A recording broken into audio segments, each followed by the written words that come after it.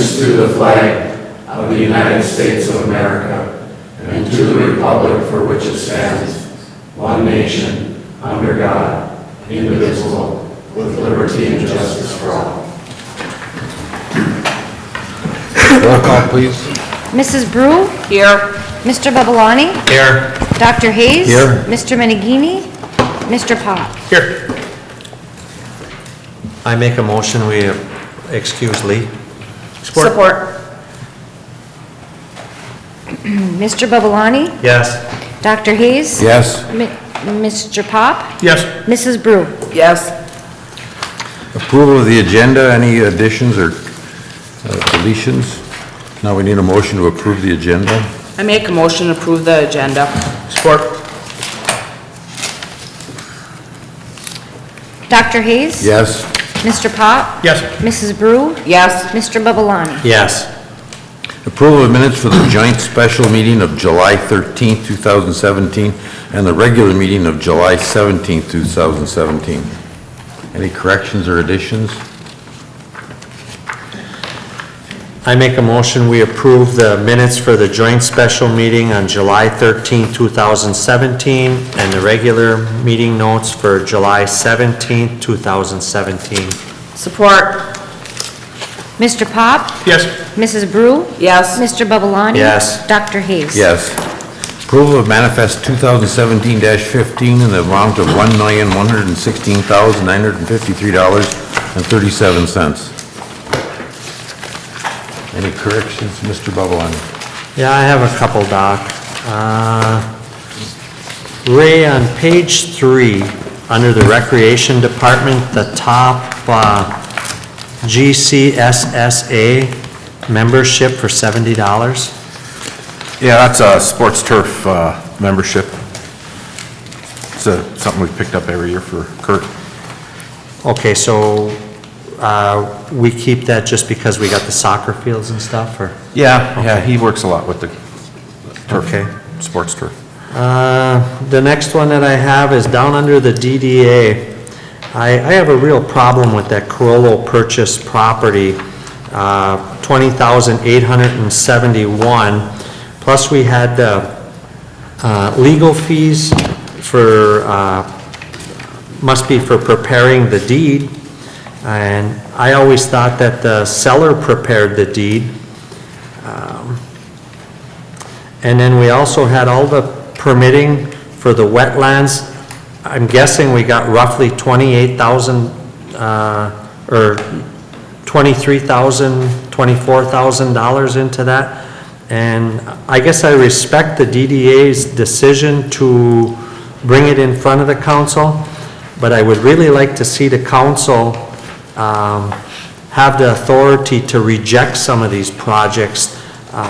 Like, again, I respect the people for volunteering their time, but I believe it should be an advisory board to the council. They bring the facts to the council, and the council should make the decision. This is taxpayer money.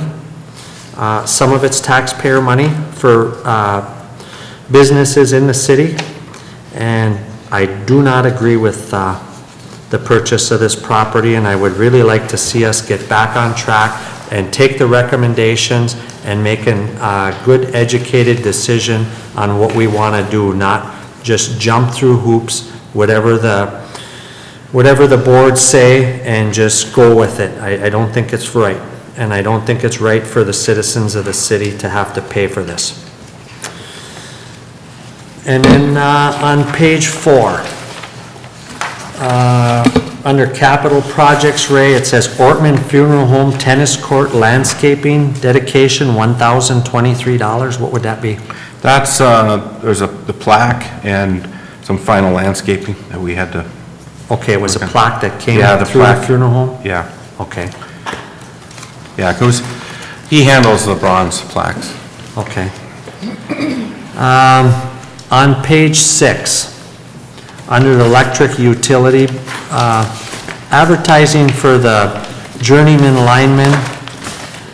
I know we have to advertise, but it's a dirty shame that running it through the paper, we had 2 papers, Wisconsin Media and the Daily News. We paid $982.94 to advertise for a job.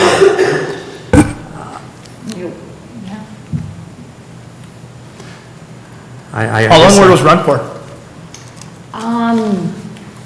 It went a lot, it advertised, we did like the Lower Peninsula, Upper, we did the Wisconsin, Green Bay, Appleton area.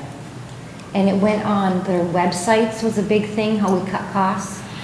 It was up in the $5,000 range for advertising. I kept going into Ray. It was $5,000 for Upward, it could have been. Oh, it could have been. For print, I did a lot of web where they posted on their web because it was a lot cheaper, but we did print in a few places. This is our most economical option, and what we hoped is that in some of the local closer areas that family members would, maybe forward it on. I mean, like you said, we could have done And a couple a of little more our groups, extensive. like MEUW and, I should have brought my stuff with me. They put it on their website for free, where we're members. I don't know, Ray, if you remember. I mean, I guess I would have thought that posting it in these unions, electrical unions, because that is where these people are gonna have to come through, would have been a better way to spend our money. I know it was just a call that was made, but it's kind of disappointing for me. And Ray, are you at liberty to say what we have? Well, we have a couple of applications that we're going to be able to, call. So, I guess that's all I have. Ms. Brew? On page 1 of 9, under general fund, miscellaneous revenue, it says garbage deduct 2 times an air for $156. Do you know what that's about? I do not. I'd have to check in on that. Check with Mary. Yeah. And is Mark's numbers right in what we have into the Corollo property, or is it more than 24,000? That's just for the now? I'd have to look it up to Okay. see. Okay. That's all I have. Just to comment on that, not to belabor that point, but that's not really even our call. That's a state statute on how they develop authorities and also on our bylaws. So that would be something that I would recommend, taking to the DDA board and have a gentleman's type agreement, other than, from us to mandate that, that's right in statute. Yeah, and I'm not looking at that, I was just Yeah. looking at a number. I'm not- But I mean, the permitting, from what I was understanding, the permitting was like $2,300. Well, I don't know off the top of my head exactly how much. I can get that number. I'd like to see it. Mr. I had the Paul? same questions about the garbage and the advertising. Last night. We need a motion to approve the manifest.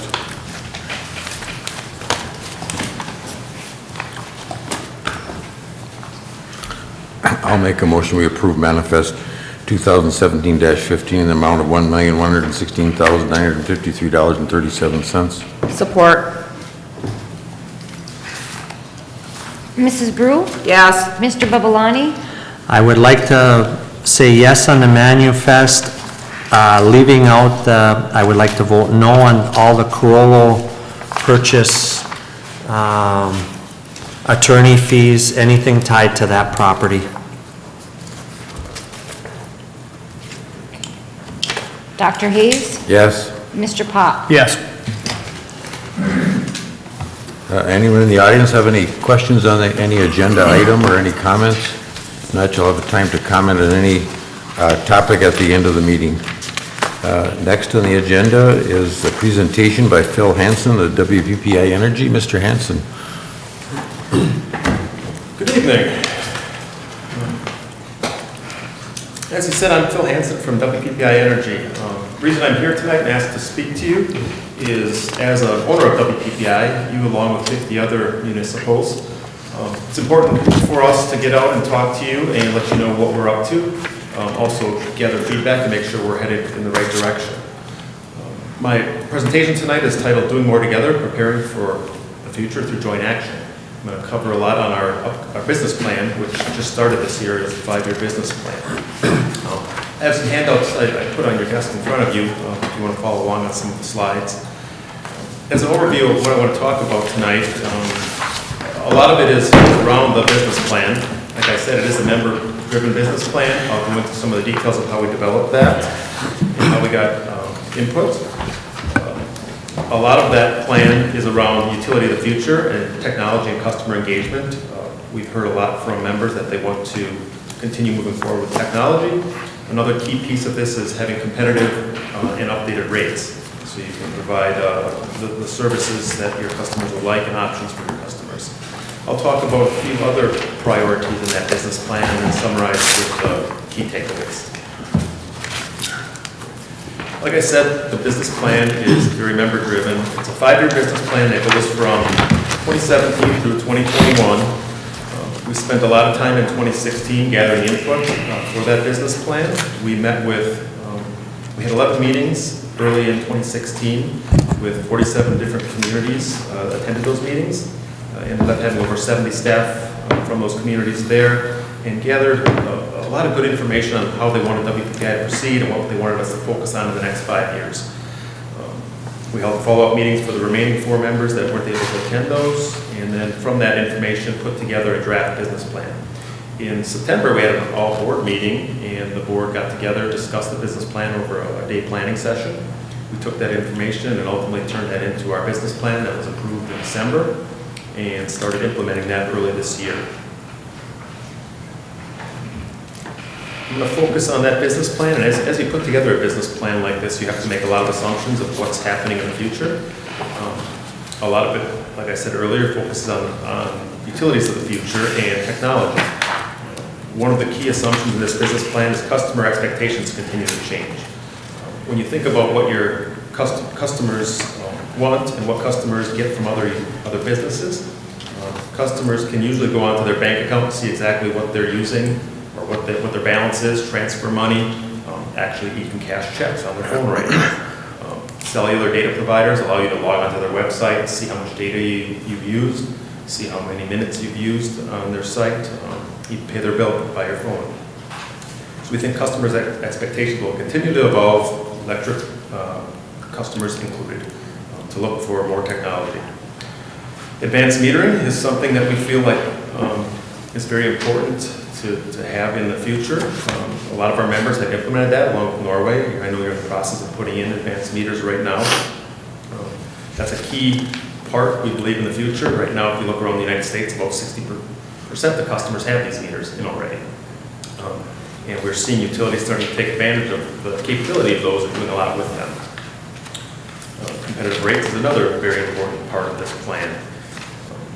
You have different segments of customers. Some customers are going to want rates so they can conserve and lower their cost. Some want convenience and want rates to allow them to use electricity how they want to use electricity. Through joint action, we can have members pool resources and meet some of these expectations that we think are going to be coming up in the future. Next slide. With those assumptions, we have how do we meet some of those needs of customers, and a lot of this, the technology is involved in customer engagement. Is one of our big things in this customer information strategy. We put the customer information strategy in place a while ago, and it has a lot of building blocks, but it really builds into the future and provides your customers with good information. North Star is really the foundation of this, and you're on North Star right now. It's your utility billing system. That's really the ground floor, and one of the bases of that customer information strategy allows you to build on that. AMI is the next step to that strategy. It puts meters in place that can send in more than one reading a month, so you're getting several readings a month. And we're seeing members starting to leverage that information already. A lot of the members that are fully deployed on AMI are using the water data to come up with water leak reports. They notify their customers quickly if they have a water leak, rather than waiting till the end of the month for that large bill. On the energy side, we see utility staff using that for high bill complaints. You can review quickly where patterns change and use that to inform those customers. Those meters also send in a lot of alerts. We've had many members fix customer problems like hot sockets, loose slug nuts on inside of meters. because the meter notified that and saw that something was happening with that utility, saved an outage and possibly saved the fire in some of those cases. Those are the two building blocks that are available today, and a lot of members have moved forward with those, including Norway. The next one that we're working on right now is online customer engagement. We have a portal called My Meter that we are piloting right now for Sturgeon Bay, Wisconsin, and planning on having it available to any member that's interested by early 2018. What that does is allow customers to log on. Well, first of all, it allows e-billing. So instead of getting a paper bill out there, a bill can be emailed. Saves the postage and offers convenience to those customers that don't want to get a paper bill. Once they get that bill, they can log onto the site and see their bill. They can pay their bill online then. In addition to that, they can see their usage up to yesterday. So if they have one of those advanced meters, they can go onto the site, look at their usage, and even do experiments at home. Change some of their patterns or usage patterns and see if that reduces their electricity use and see what's a high usage in their home. That's coming early 2018. And then another technology item that we've had many members look at is, or many members interested in, is outage management. One of the common themes when we talked to people in 2016 was that now that they have AMI in place, they want to start using it for outage information. Meters are capable of sending in outage alerts, but to step that up, often you need something called outage management software. That software can determine how many customers are out based on some of those signals that came from AMI, how long it may take you to restore those customers, and give you an advance notice of those outages. So, Did you say there was a meter update beyond the one that we got with the automated meters? no, the ones you have are, that you're putting in I right thought now. you said there was another update a few minutes ago on the An meters. update to the software on the software side to allow you more features, and that's the My Meter portal. That's really our next step. That's going to be offered as part of, because you're already in North Star, it's offered along with North Star. It'll be available to all your customers. Is that an extra cost to the city? No extra cost for that. It's something that, moving forward in the business plan, with no cost, as part of the North Star service. And then outage management is what we have a task force right now looking at outage management. They've met several times in 2017 and are looking for simple ways to use that AMI data to get it to your customers. A lot of utilities right now are posting on their websites when they have outages, so customers can go in there and look to see if the utility knows about their outage. Also allowing people to report their outages through that website. So those are some things we're looking at in that task force. The task force hopes to have a recommendation by the end of the year and possibly move forward with some service for members that want to use that AMI data for outage information. That would be on a smartphone, I assume, not on your computer. Typically on a smartphone, because if you don't have power, you're right, your computer doesn't work.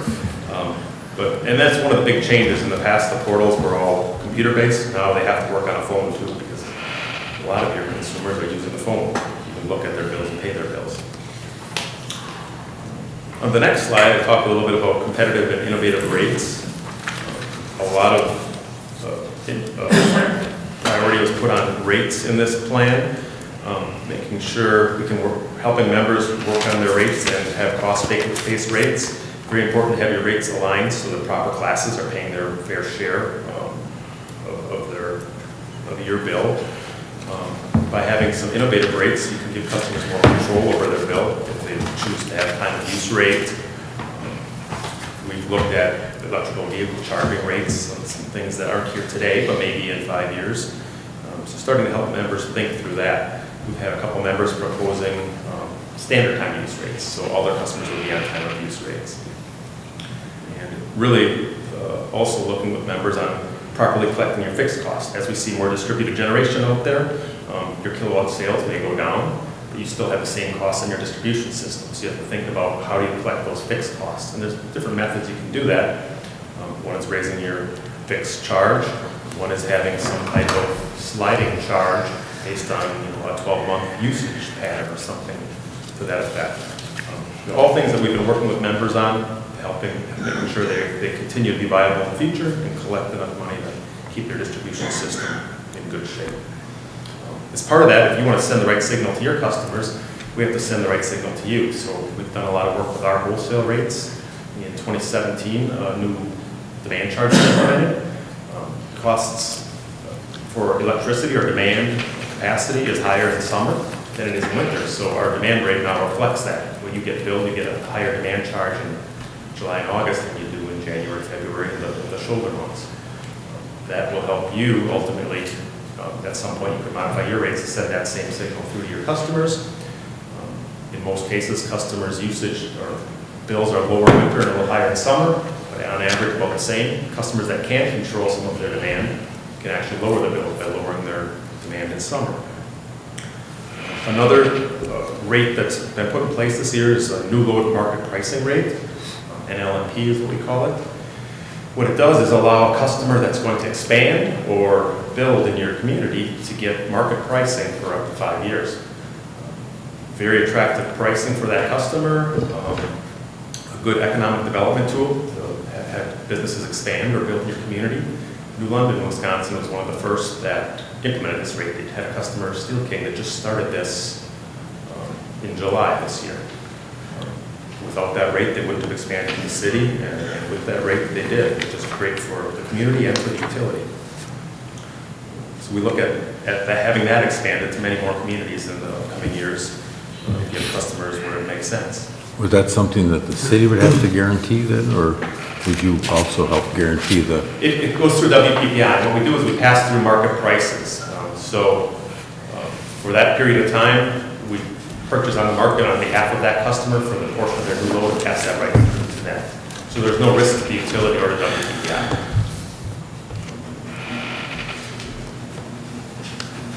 With the change in 2017 in the rates with the demand charge, we don't plan any changes in 2018. There is a committee of members looking at possibly changing the energy charge in 2019.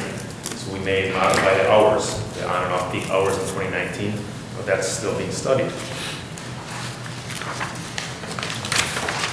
On the other priorities slide, I'll talk a little bit about power supply planning. We have open space in our portfolio starting in 2019. And when I say open space, that means we have room to make a long-term purchase if we choose to do so, or we could fill that space with market purchases. Looking into the future, we anticipate the most cost-effective resources are going to be carbon-free resources with lower emissions. Things like renewables are top of that list. In 2016, we put out an RFP for renewables and had a great response. We had a lot of offers to sell us renewable energy. That RFP resulted in the purchase of 100 megawatts of solar from Invenergy. It's going to be located at the Point Beach nuclear plant. Without our purchase, they wouldn't be building that, but they had the land there. With our 20-year lease, our contract with them, they'll be building it starting in 2021, getting electricity from that facility. And it's great to be adding solar to our portfolio. We have some wind already. This is a different load profile, so it fits really well with our mix. Just recently, we announced that we are purchasing another wind farm from Bishop Hill 3. We're actually the output from a wind farm for 20 years. That's going to start in 2018. That's a wind farm located in northern Illinois. With that purchase, they're expanding it. It's the third stage of that wind farm. When we look at these purchases, we always look at what that does to our overall revenue requirement, and the revenue requirement is what actually drives our rates. In both of these cases, they're projected to lower our revenue requirement for the next 20 years and keep our rates down. So, excellent resources because they lower our cost and they're emission-free, so low risk. Feasibility, is it more feasible for wind or solar power? Going into this RFP, we thought wind was going to beat it, and we wouldn't be able to do any solar, but the solar was actually the lowest cost at this time. I think part of it was because they already had the land at Point Beach, so if you had to buy the land, you didn't have that land, it may have been more neck and neck. They're really, really close right now. Power produced for the cost, is it cheaper for solar or wind? It's really hard to say because they have different load patterns. They're close. Because all your cost is really in the capital. You're building this facility, and once it's built, your electricity out of there is basically free under the maintenance. Well, I think there's a lot more maintenance in wind than there is in solar, though. Right. That's unless you have a hailstorm. down by Escanaba, they're putting in a $100 million solar plant.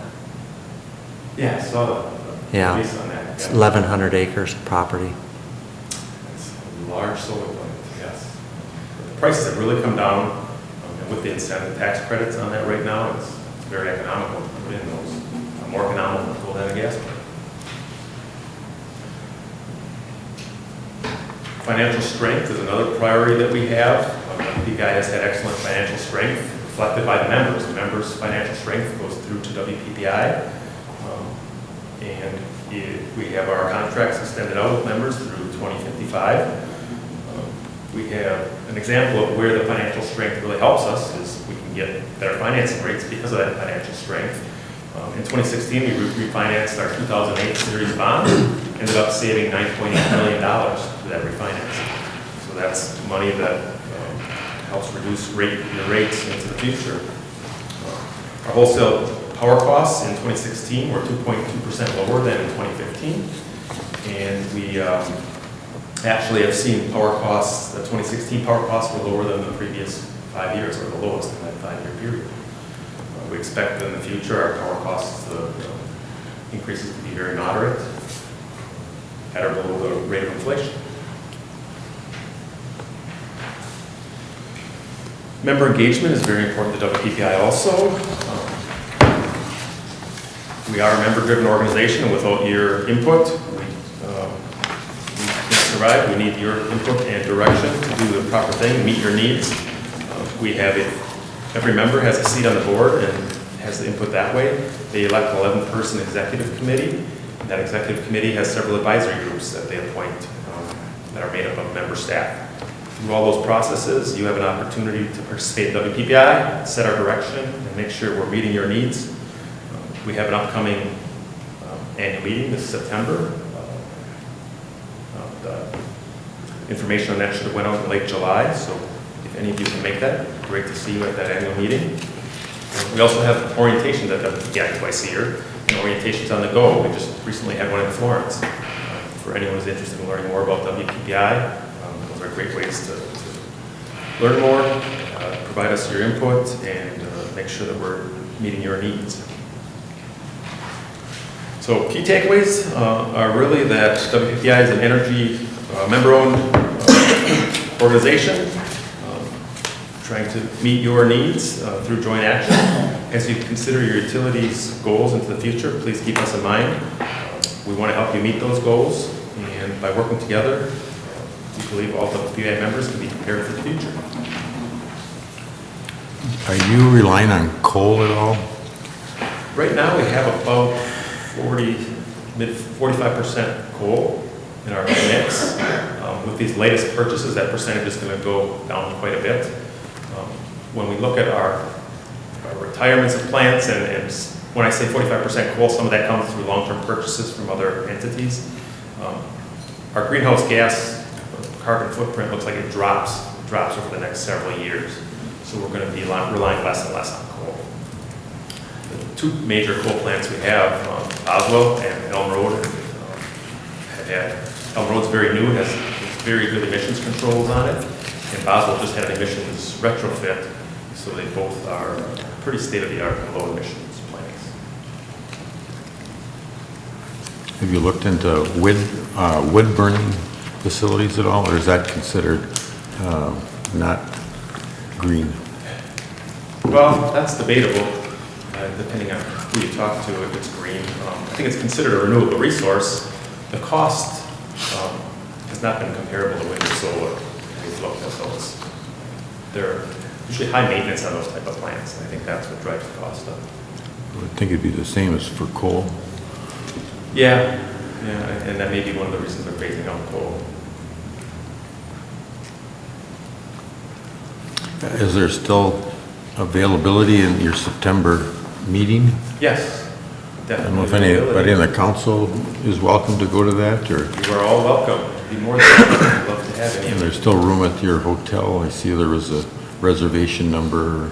Yeah, it should have been in the information. You got a reservation number, and I believe there's still room.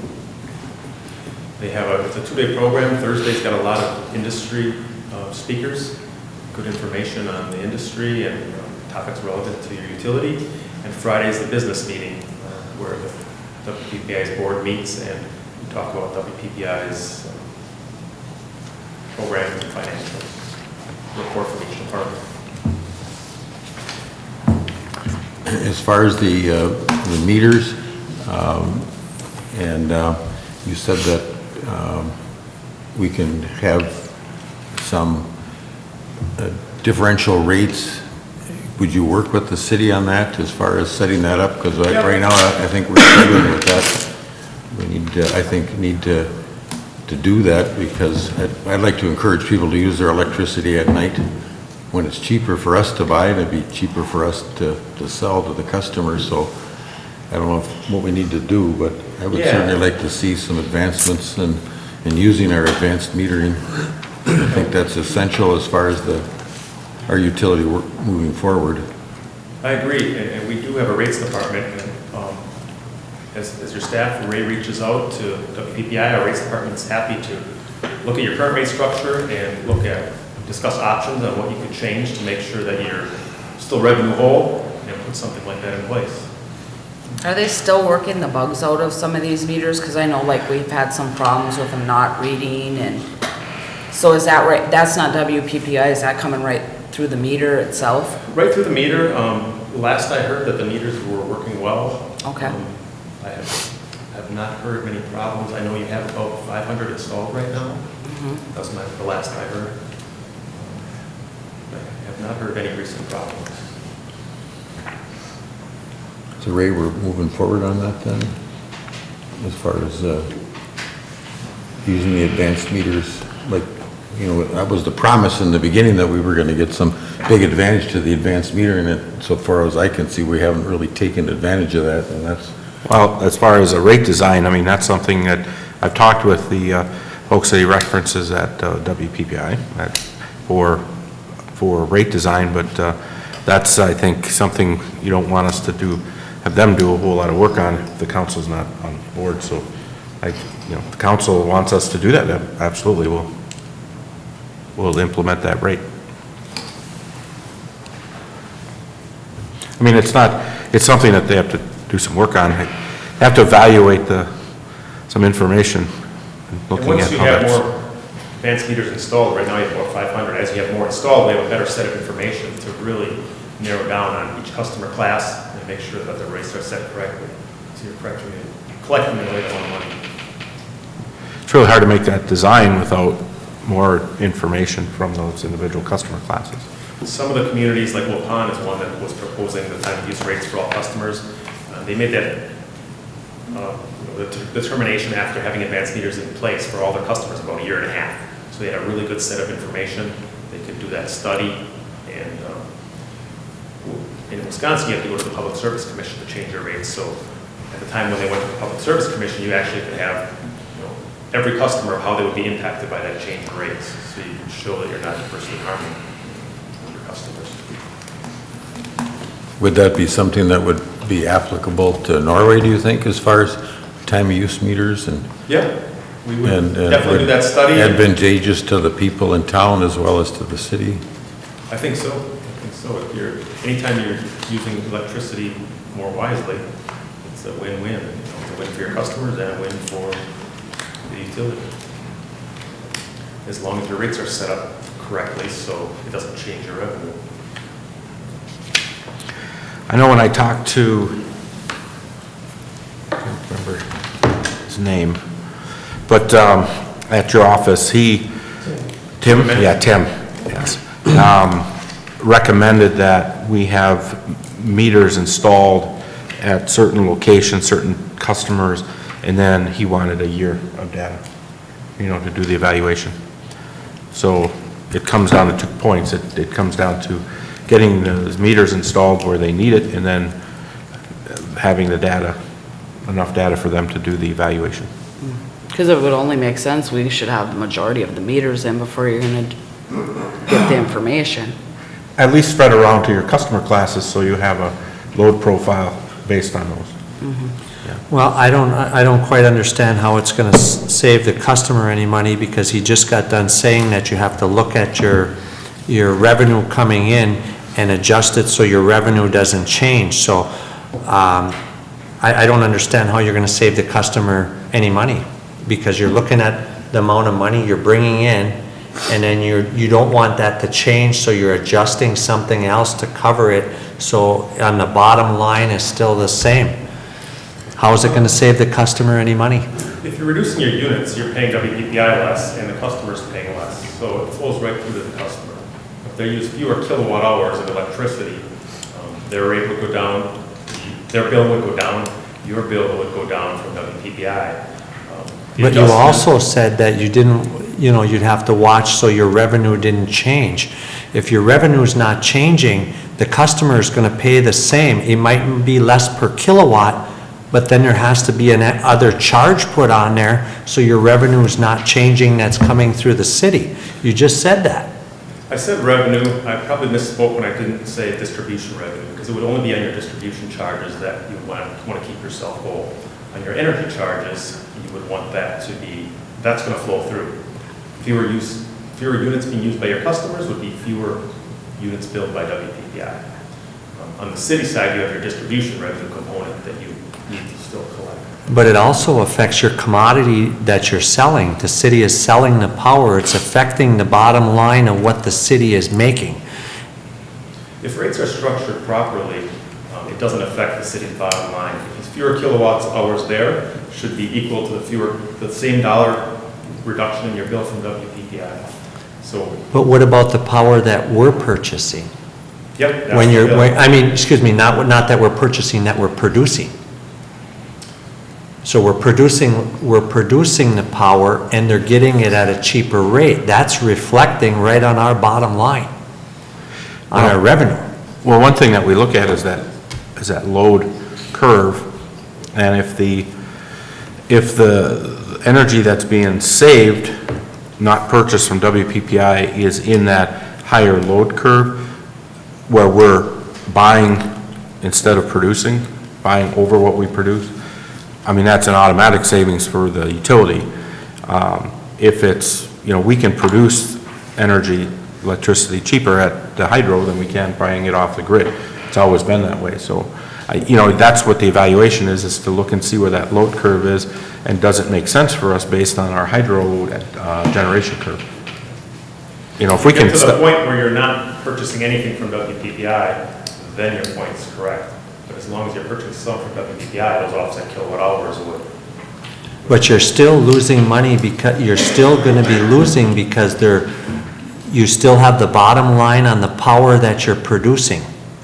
Well, you still have to, and the last thing we need is to move this forward with a special rate and then have to add another charge because we don't have enough revenue coming in. That's some big mistake. I think you're misinterpreting this. I'm looking to increase people's usage at night when our purchased power is much less, instead of during the day. If you can get people to use their energy at night, that'd be good for everybody. Good for the customer, it'll be good for the city, it'll be good for WPPI.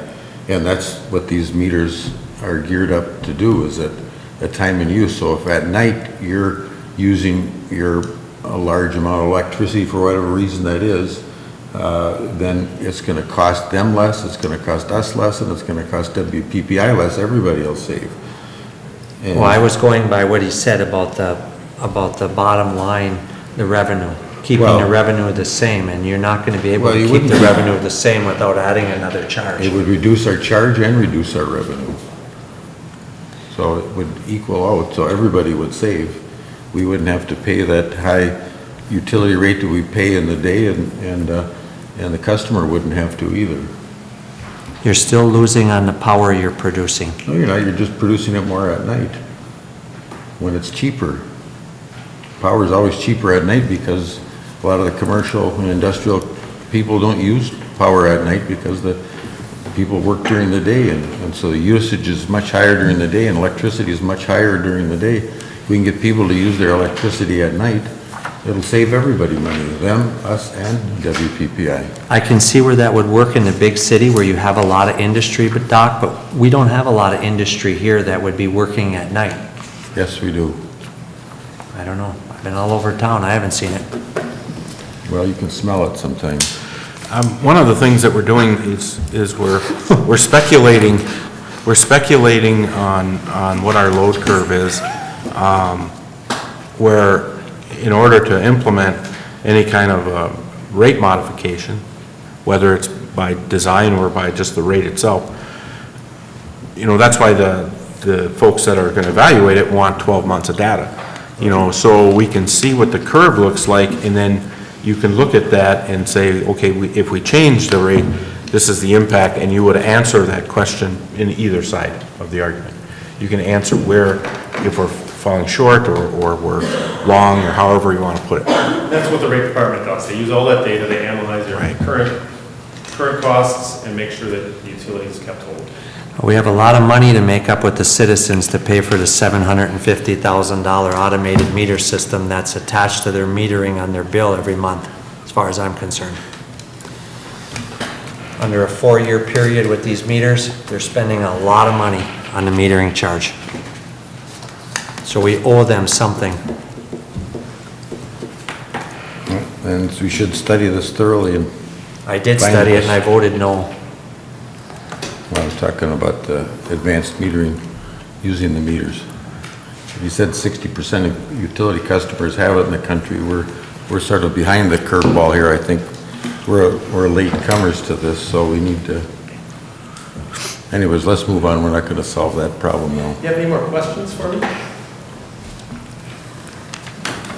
Okay. Well, thank you, everyone. Thank you. Thank you.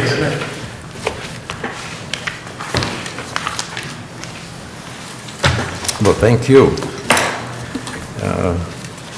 Next on the agenda is the City of Norway voting delegate for the MML Annual Convention. This is something we do every year.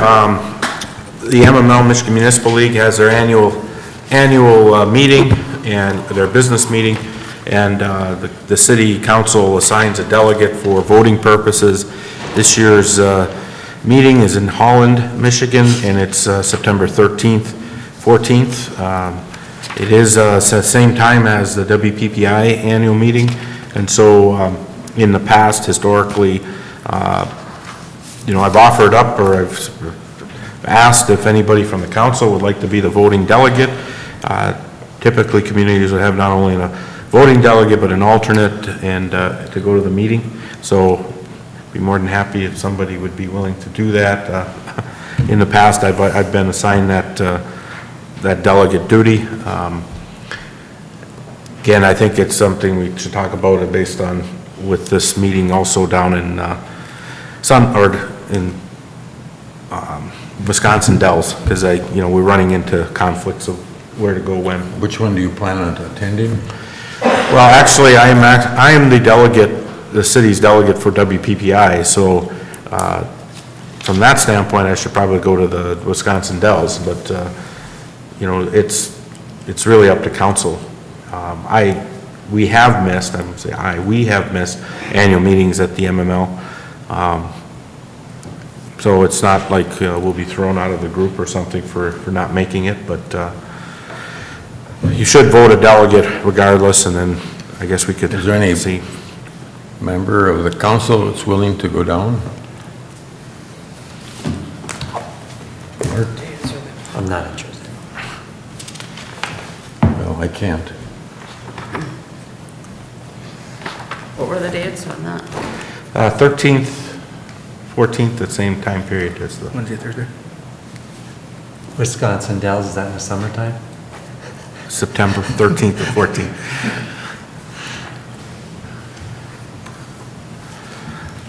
No, but it sounds something that Lee would like to do.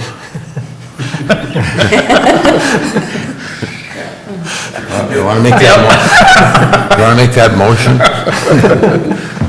I'll support it. I'd say, if between the two, it's more important as a member of WPPI to be at that meeting. Not that the MML meeting isn't important, but I think that your absence is more noticeable at a WPPI, because I think there's a lot more engagement on members. The MML is a nice event. I would encourage, if you get an opportunity to go to one of the conferences, at the Michigan Municipal League, just the meeting of other council members. The MML is mainly a more political advocacy type organization. So it's attended mostly by elected officials, mayors, council members. Managers do go, but we are not the ones that usually targets the elected folks. I make a motion that we nominate Lee Mangini as our representative to the MML Annual Convention. Support. Mr. Babalani? Yes. Dr. Hayes? Yes. Mr. Pop? Yeah? Mrs. Brew? I guess. Resolution 2017-18, Michigan Department of Natural Resources Trust Fund Project Agreement for the TF 16-0199. Mr. Anderson. As you know, a year ago, we received notice that we were awarded the grant, the Trust Fund, Michigan Department of Natural Resources Trust Fund grant for Strawberry Lake. I've given you information on the project in your packet. We've done this in the past, most notably the Passport grant with, again, through the MDNR. They have a project grant agreement. In order for us to start with the engineering and start the work, we need to approve the grant agreement, and then we can move forward. Is there a motion to accept this or any questions on it? I guess, does this go on a percentage of the project, Ray, as what the grant is for, or is it a set amount of the grant on the whole project? Well, the project Is it a cost, percentage? it's the percentage of the project up to, the maximum is, like for ours, the maximum grant is $294,000, not $294,800, but it's based on a percentage. So if it didn't come out at that number, we would still have the 74%. Thumbing through it, I see that there's $14,800 for picnic tables, and I know typically we get the picnic tables from the corrections department for free.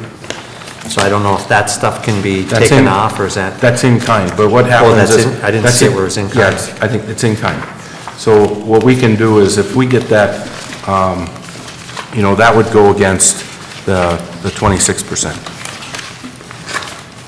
If we can get those donated, we just need to get notification, and then we can claim those. There's a cost that we can claim, and we charge against in-kind. Same thing with the lighting, I think that's in kind, so that's $81,400, and apparently we're gonna use the lights from Main Street and hopefully... But in this particular project, it's the electrical. It's not the actual light stanchion, it's just the electrical and the PEDs to put them in that location. Okay, well, I'm just saying that Right. will hopefully be part of our in-kind. That's what the plan is, yes, to utilize those light poles. What did you mean, Doc, we were gonna use the lighting from the Main Street? Well, the DDA has been, there's been some complaints that the light posts on the Main Street are too short. And, and utilizing LED. And so they would be interested in moving forward at looking at taking those light posts out, putting in LED lights that are a taller light stanchion, and then we could utilize those poles on Strawberry Lake. While they're taking them out, let's get them out of the center of the sidewalk. Well, that could be part of the project that we do with the lights. Okay, I was just curious. I mean, I want to make sure that we have an energy efficient light over there, that we're not taking what we would old do- lights that are What we not would- energy efficient. What we would do is retrofit the bulbs to LED. But because that's a street light, you can't just take a high pressure sodium or a metal halide light that has a certain illumination and just add LED, because it doesn't illuminate as much. But you can on the path, because that doesn't require the same illumination. So that's what we're going to be doing.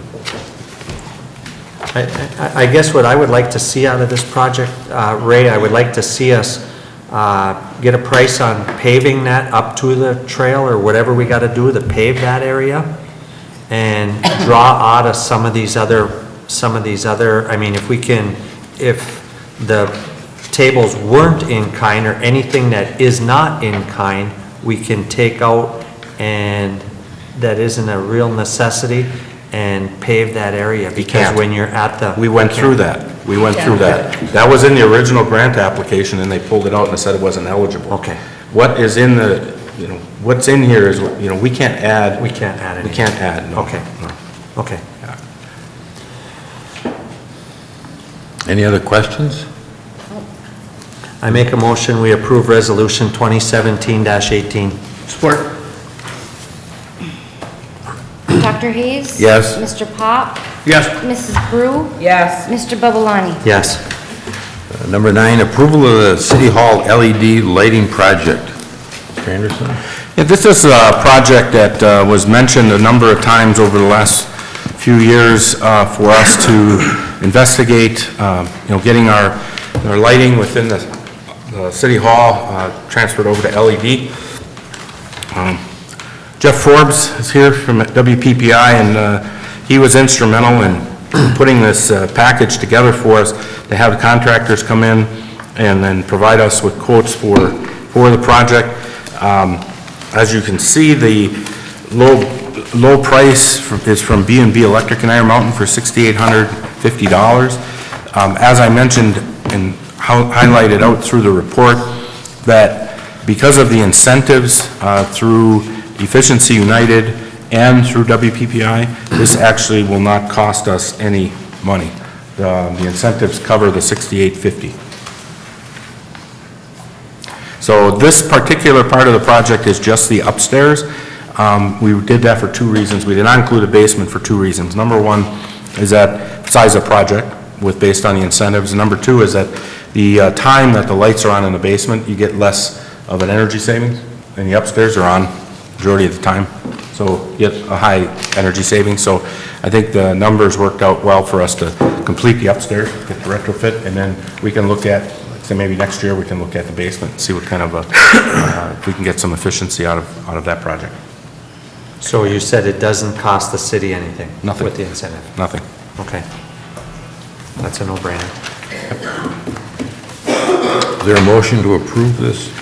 I make the motion to go ahead with the City Hall LED lighting project. Support. Mr. Pop? Yes. Mrs. Brew? Yes. Mr. Babalani? Yes. Dr. Hayes? Yes. Next, Dickinson Area Economic Development Alliance commitment request.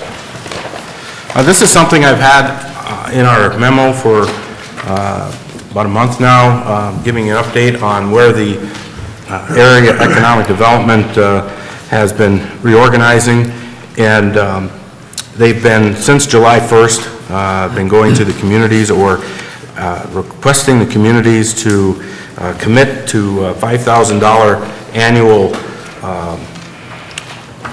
membership, I guess is the way to put it, something that we had in the past. They want us to commit for 3 years.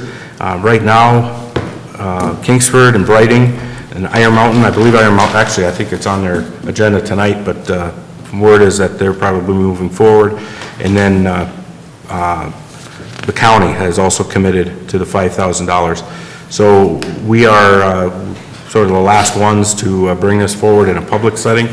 I'm open for questions. Again, this is typical of what we've done the last number of years, where the DDA has agreed to match the city, and WPPI has a $1,000 appropriation that they can add. So for us, it's $2,000 out of the general fund. The DDA would be $2,000 for economic development. Did we do this last year?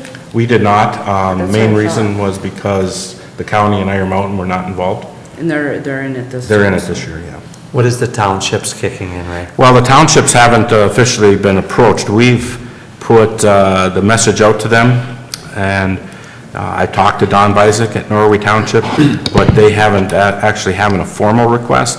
I don't even have a number that they need to have a number presented to them. So the committee that's dealing with the what to ask for, I don't think they've come up with a number yet. So I do believe that they sounded interested in participating. They have participated in the past, but I don't know what that number is. Basically, this draws in for industry, right? It deals a wide range, housing and industry and commercial, retail. Because the bulk of our industry is in Norway Township, and we don't even benefit from the power down there. But we do benefit from being a part of the whole county system, participating. By being the only one not participating, I think we take a definite negative. Have a negative view of us. Tonight, listening to Mr. Hanson, I think that sounds real exciting, that we may be more involved with economic development if we can guarantee someone's electric rates through WPPI. He said that might help with economic development, and I asked him, would that cost the city or WPPI? And he said WPPI would guarantee those rates.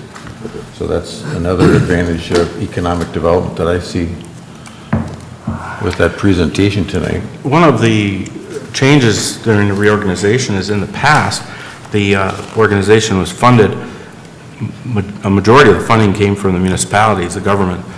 Under this program, 80% of the funding comes from the private sector. Only 20% will be coming from the municipalities, but their budget is quite a bit higher.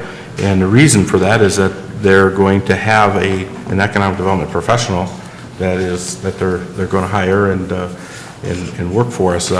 They've looked at the Lake Superior Partnership model out of Marquette, a very successful model. And I know that we've also been talking to Menominee and Delta. Delta has a pretty good program going right now where they all participate. Menominee is kind of in a transition period, potential transition. So they're looking at more regional for economic development. So I make a motion to join the Dickinson Area Economic Development Alliance commitment request not to exceed the amount of $2,000 out of our city fund. Support. Mrs. Brew? Yes. Mr. Babalani? No. Dr. Hayes? Yes. Mr. Pop? Yes. Next is approval of stormwater asset management wastewater or SAW distribution request number 4. yeah, you've seen this before. It comes on pretty much on a monthly basis. You approve the grant disbursement request, and then it goes to the DEQ, and then they process that payment disbursement. Remember, it's a 90% grant. So under this payment request, the total is $13,845. $12,460.50 will come from grant. $1,384.50 will come from our local share. I make a motion, we approve the SAW grant disbursement payment number 4, not to exceed $13,845. Support. Mr. Babalani? Yes. Dr. Hayes? Yes. Mr. Pop? Yes. Mrs. Brew? Yes. Number 12, resolution 2017-19 CATV bond authorizing resolution. Our 45-day referendum period is concluded, and so we wanted to, or at the request of our bond counsel and our financial advisor, they asked that you pass a attached resolution to move forward with preparing for a bond sale, refinancing of the cable bonds. We also had electric bonds, but at this point, this month, we're reviewing some proposals that came in. We met today with the Electric Utility Board and some staff members, and we're going to meet again next week. We would like to get that to council by the end of the month, so it's not going to delay too much. Just that we thought that, and the bond council or the financial advisor thought that we might want to get through that process before we finalize those bonds. We're keeping a close eye, though, on the market. If anything changes where we would lose interest rates, it's not as structured as rural development that said it's tied in for every quarter. This could happen on a market basis. So we're watching that. But tonight they wanted you to pass the attached resolution to move forward with the cable bonds. Is there a motion, please? I make a motion, we approve resolution 2017-19 for the amount not to exceed $1,185,000. Support. Dr. Hayes? Yes. Mr. Pop? Yes. Mrs. Brew? Yes, Mr. Babalani? Yes. Number 13, electric department line brushing. That seems like an awful lot of money to brush our lines, but... Well, there's quite a few areas. In the budget, when we went through the budget hearings, we did appropriate the $50,000. This is something that Tim has gone out and evaluated and is requesting these number of areas. You can see in the scope of work, the Exhibit A, the number of areas that he's asking to be included. This could be somewhat of an à la carte, similar to what we did at the last meeting, or in total, it's $9,876 over the $50,000 of appropriation. However, looking at, and talking to Tim today, and then looking at the budget as a whole, we have plenty of room to move some things around to meet that 9,800. So, Even with the hydro, yes, because that's going to be handled mainly under the capital side.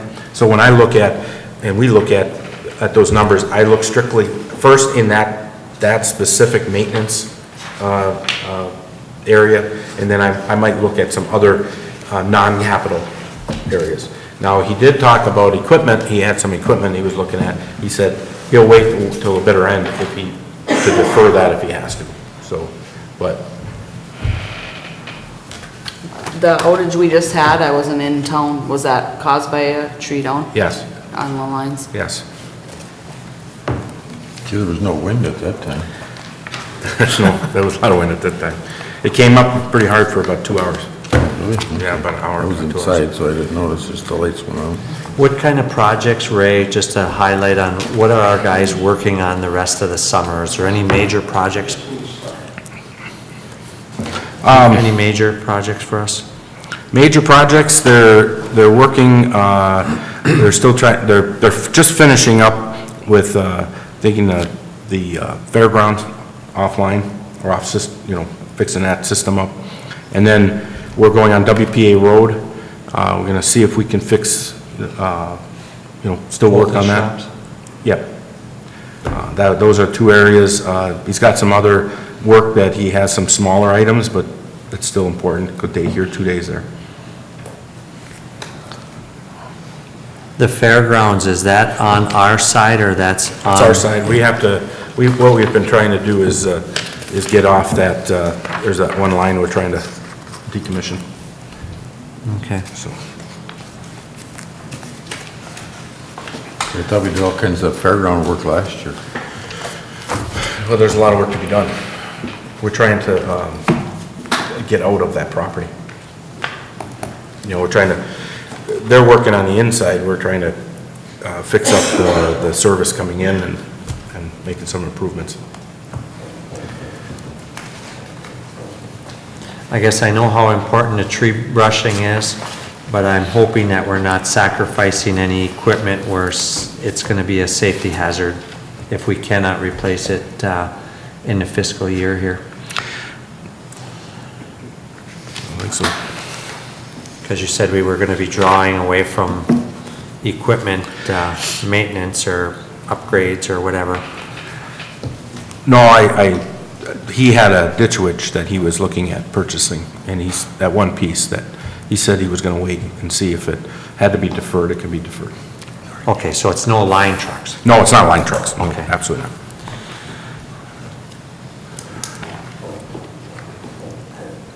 I make a motion, we approve Aspen Tree Company for the tree removal not to exceed $59,876. Support. Mr. Pop? Yes. Mrs. Brew? Yes, Mr. Babalani? Yes. Dr. Hayes? I guess. So 3 yeses and 1 I guess. And next on this is Resolution 2017-20, multi-party agreement with Midwest Leasing Parcel Sales. Mr. Anderson? This is a request that has come through from Midwest Leasing, originally Lakeside Builders, Joe LaFave. He has 2 properties remaining, 2 parcels, they're about an acre and a half apiece. and looking at selling those in one sale, one home. So I laid out in the report, he has a total of 5 homes. In a number of years, you've given him a couple different extensions based on market issues. This would conclude those sales agreements if you were to agree to allow one home on about 3.5 acre. I know that this particular, I don't know a lot about the background of this particular request. I believe, Grant, it came right to you, so maybe you could. Yes, thank you, City Manager Anderson. I was contacted some time ago from the folks over at Superior Title regarding, we did the same, actually similar form, same form. It was last year, we had an individual that came before the council that had requested to purchase property up in this area that was being developed by Mr. LaFave.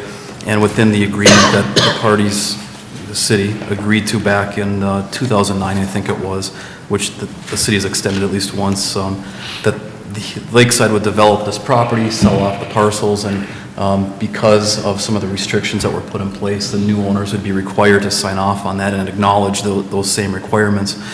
So Superior Title, when they're doing their title search and looking through making sure the title is clear, last year we cleaned up this title issue and came up with this agreement that passed muster with Superior Title, met their approval for title insurance. Ms. Kim Harder-Webb is here. I believe I've talked to her as well a little bit. She was representing the buyer of this particular parcel. I did speak to Mr. LaFave. He contacted me as well, was very complimentary of working with the City of Norway, happy that this development was developed accordingly and that these were the last 2 parcels to be sold up in that area, and was very complimentary of being able to work with the city, and happy that this was in front of the City Council for consideration for the final opportunity to sign off on the last parcel sales. So. I guess what I would like to see, Grant, is, I know it was 2 separate parcels before, and we were relying on 2 homes to be built. We've bent over backwards for Mr. LaFave. I appreciate his interest in coming to the city and putting a development together, but a lot of the subdivisions, you'll see contingencies. I would like to see a contingency because we were banking on tax money for both lots. I know an average size ranch to be built, you can assume that it's probably going to be about $130,000 to $150,000. I would like to see us put stipulation in there that there's a 2-year building period and that the house taxable rate would be a minimum of $225,000 for the house. Because we are losing the second house on that property tax-wise, but I would like to see it built on.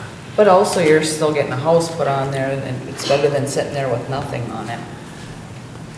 Yeah, I understand that, but, you know, we bent over backwards for Mr. LaFave, and I do think that we deserve some tax revenue from this. Well, to address one of Councilperson Bablani's concerns, the purchaser in the agreement, just like last year's agreement as well, lays out that the successor takes the property subject to certain covenants contained within the original agreement, the 2009 agreement, one of which is the 2-year requirement to put up a home. So that's specifically laid out there. As far as the requirement to put up a certain valued piece of property, certainly that's not within either the original agreement or this proposed agreement at this time.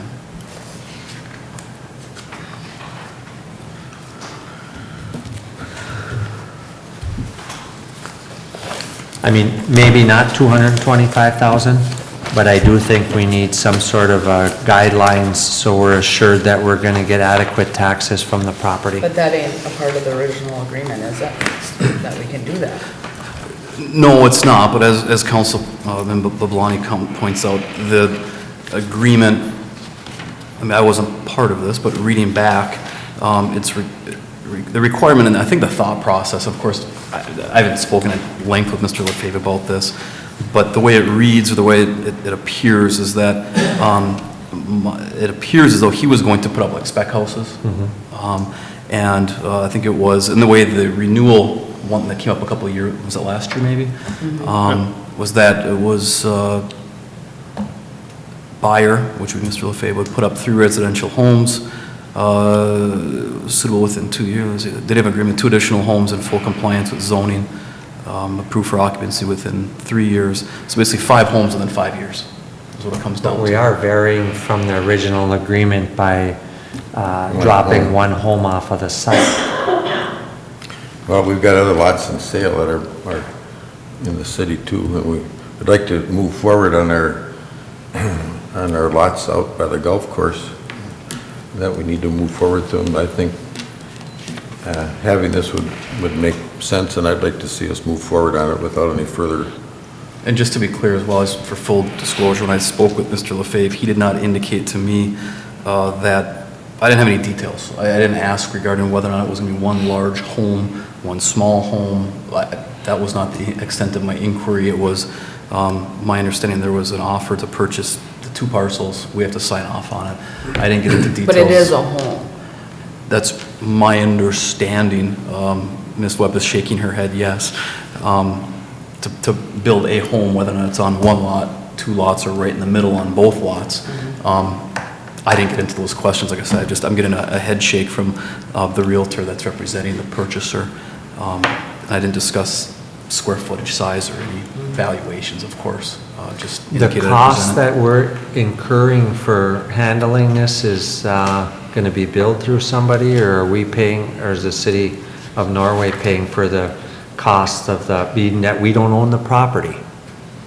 Typically, when we own the We shouldn't be property, paying the it. costs are associated with the purchaser, but we don't own the property, and we're incurring costs through you, Grant, for handling this. So who's paying the cost on that? This agreement was done up last year. Paid So for it. it was a fine, I took a fine, it was a fine and replace, and changed out one name for the next, and changed out the lot numbers from, I think it was lot 3 to lot 4 and 5, I think. So there's probably no put in cost more. to the city for you reviewing the contract with Mr. LaFave or anybody? I might have billed it a .2, which is like 6 minutes or 12 minutes. I probably put in more time putting the resolution together. It was very nominal, to be frank with you, Mark. This was just kind of joking around with Ray. I got a phone call on it. I said, no problem. I pulled up the one from last year and changed the name and changed the lots and sent it over and got the wheels in motion. I don't, To make them. in looking at it, I mean, if you're going from 2 homes to 1 home, I mean, just a contemplation on value, I mean, you could make that argument. But it's up to the council. I mean, we've done this before with the Spring subdivision. We had a sale a number of years ago where we had 3 lots, would have been 3 homes. He bought, person bought the 3 lots and put up 2 homes, split the 3 into 1.5. And so we were down a home there too. I mean, we've done it in the past. And that was a restrictive covenant. I'd like to see another home go up there, get some tax. Do you have any comments, Ms. Jaco? Are you going to put up a big home or a little home? 15 square feet, maybe somewhere between 15 and 18.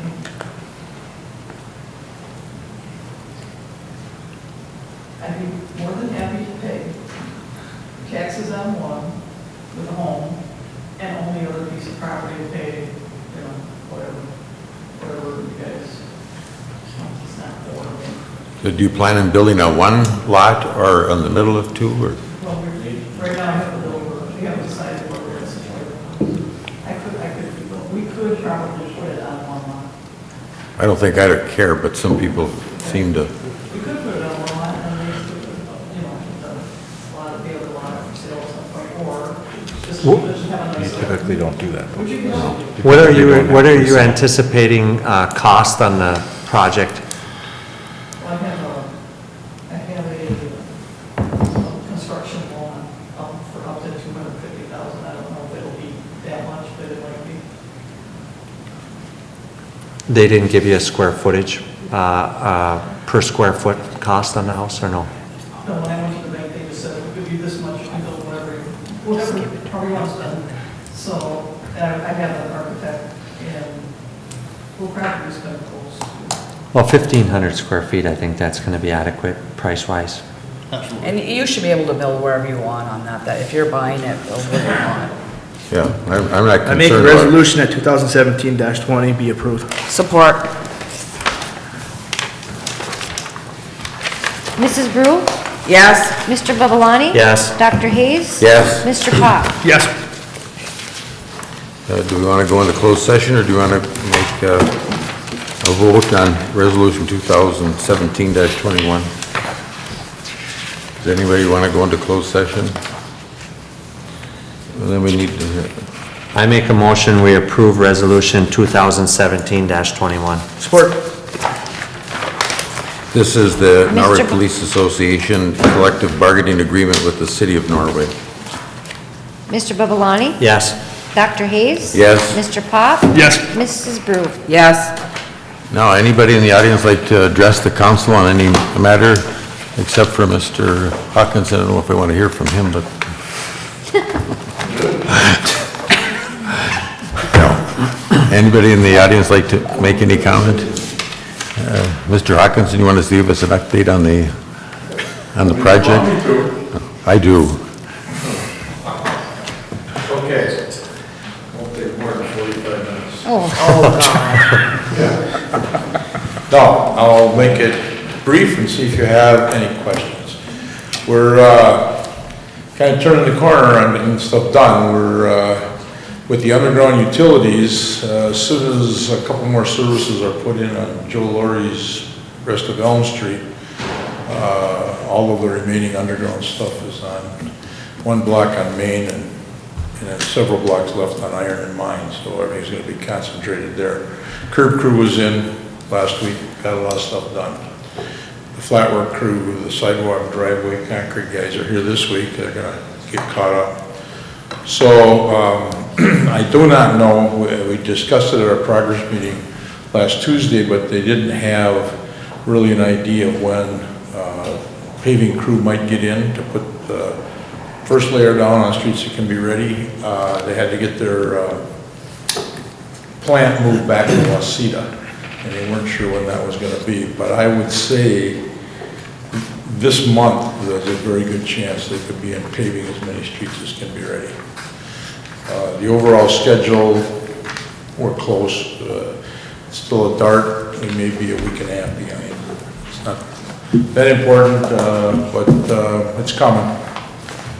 It's coming. A lot of those streets where the curbs are, now are drivable, have gravel on them. So it's Iron, Mine, and the rest of Maine that's kind of tied up. One of the mainline crews now is going to become a service crew, so they're going to be able to come and put services in a little more quickly after the mainline pipe is in.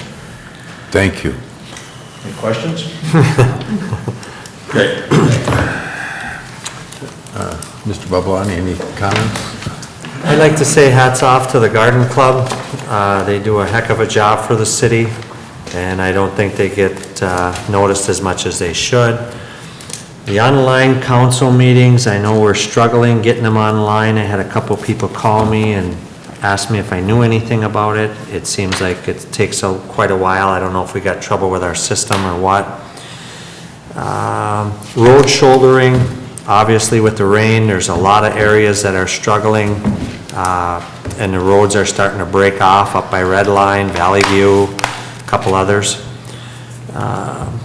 Didn't see any information in the packet when I questioned the DPW foreman, working foreman on a Saturday, when we didn't have any projects or problems working. Didn't see any updates in the packet. Wondering where we are with the wastewater loader, what's taking place there, if any machine was picked out, spec'd out, what size machine we were running, what we were doing, being we're coming towards the end of the project. You want to address that already? Right now, the equipment is on hold. That whole thing is on hold pending some budget considerations we may have. Nothing has been, well, there was an idea of what we're going to get to put a budget number in the funding application. Nothing has been ordered. No, we haven't had any movement on any of the equipment. So when do you anticipate we're gonna get some kind of a figure on what this equipment is gonna run, the size of the equipment? I can tell you what was in the project going in. There was $180,000 front end loader. This is on the sewer project. And a $30,000 pickup truck with a plow. The water project had a $30,000 pickup truck with plow line item. And I think it's fair to say, Ray, correct me if I'm wrong, but right now, that whole equipment thing is on hold, seeing how we're going to be coming out budget-wise. I think that's a good idea. I was just curious to see the sizing of the equipment because I got a good intention on what the size of equipment from going down to the old compost site on what we should have going into that area when I used to go down to the compost site. And I think that the front end loader that was originally talked about for the snow blower on the main street would be way overkill for that area. So I was just curious to see if anything was picked out or spec'd out or whatever. Well, the city was gonna, if they get the equipment, any equipment, they were gonna do it by informal solicitation in lieu of formal bidding. So we didn't have specs prepared for the bidding of the projects. So I think there's a concept of what was there, just because of the pricing, but when nothing had, matter of fact, I think the city was gonna get that through My Deal, weren't they, Ray? Yeah. That was the idea. We were looking at My Deal. At My Deal, so that is already, when you tell them what you want, that's already kind of spec'd for you. But we've got a ways to go before we know where we're heading with this stuff. I just want to make sure that it's adequate equipment for what we need down there so the building doesn't get destroyed or whatever, that we don't have overkill front end loader wise for what we need. I agree. Okay. Ray, did you do any checking on that DPW worker? Did you find anything out? Do you want to share it or do you want to share it confidentially? The DPW, Working foreman on that Saturday? there were outages. He got called in, there were outages. I can get you an official report, but thought we addressed that at the last meeting. Yeah, I had asked if there was any problems, and you said that you weren't aware of any, that the morning Yeah, meeting there was- on Monday, that there was no problems with anything, and then I told you what the circumstances were. Okay, well, I asked the question, and there were 2 or 3 outages that he had come in, and was one at the well site, and then he had some that he had to check on in town. I'd like to see some paperwork on that for the next meeting. Any word on the Habitat project with the old Wabar? No word. I have been off and on communicating with them. They're waiting on some grant funding, so we're kind of at the mercy of their grant schedule. So I I'm don't not know sure the if we'll schedule. see anything this year. And not this calendar year, but I'm hoping that in the spring. That thing is, the way that cycles, it goes by more by season than by, they can be real slow, and then all of a sudden, boom, they'll be calling, wondering where there's a spot. So, Golf course property, I know Doc brought it up before. Have we been getting some sort of a master plan on what we're going to do out there so we can? we have, keep stepping forward? I put in the packet a couple times about, and when I was working with QPAD, or I've been working with QPAD now on their board, they made a note that there was a study done a couple of years ago about the housing in the UP, across UP, specifically Dickinson County, where there's a shortage of a certain type of home, which this property would fit. They also recommended that it could be something that you could get grant money through the utilities, through CDBG, to get utility extensions, if you can show that through this study, that it's needed, it's going to create jobs, because one of the things we've heard from Dickinson County employers through our EDA is that it's hard to bring people into the community because they can't find the types of homes that they're looking for, which is, not vacant property. They're not looking for vacant property. They're not looking for, it's not so much well and septic when I say utilities, it's internet. They want internet at their house, not dish or Wi-Fi. They want some, and they basically want roads. You know, they don't want to just buy a piece of vacant property.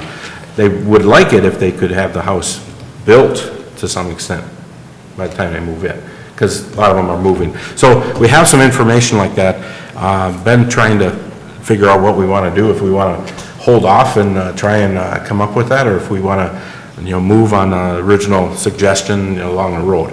Those are things that it's kind of held up the process a little. I guess I was hoping that we get some kind of a master plan so we knew what we were gonna do, and then get some of the property, once we get into the master plan, so we know where we're gonna put our roads. And I guess my question mark is what level of, when you say master plan, there's many different levels of master plan? site plan. Site plan, okay. We won't include utilities, because... No. Okay. A site plan to see, how we're gonna be developing it, and then start moving forward, because this project has been on hold for a long time. I know it's a lot of work, but I think we gotta start somewhere.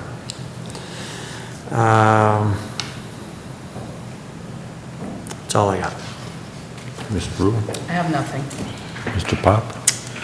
I got a complaint, Ray, with what's going on with the city, or the road work.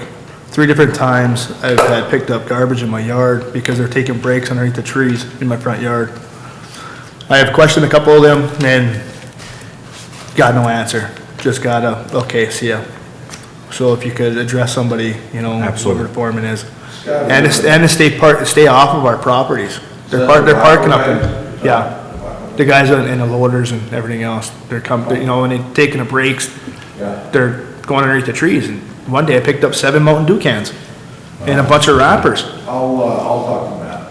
Okay. And I just, a couple of them, because there was, one day I pulled up to my house and there was 4 different cars up in my yard. In your yard? Up on that side there. And I asked them, I said, guys, I'm home to cut the grass. I'm on a time limit here too. And they didn't move the cars. Yeah. So, okay. And I'd also like to thank our community. We had a bunch of teams go downstate from our area for Little League, and the donations that came through was unbelievable. We live in a great community. It wasn't just money, it was necessities that these kids needed down there. Hats off to our community. We live in a very good community. That's all.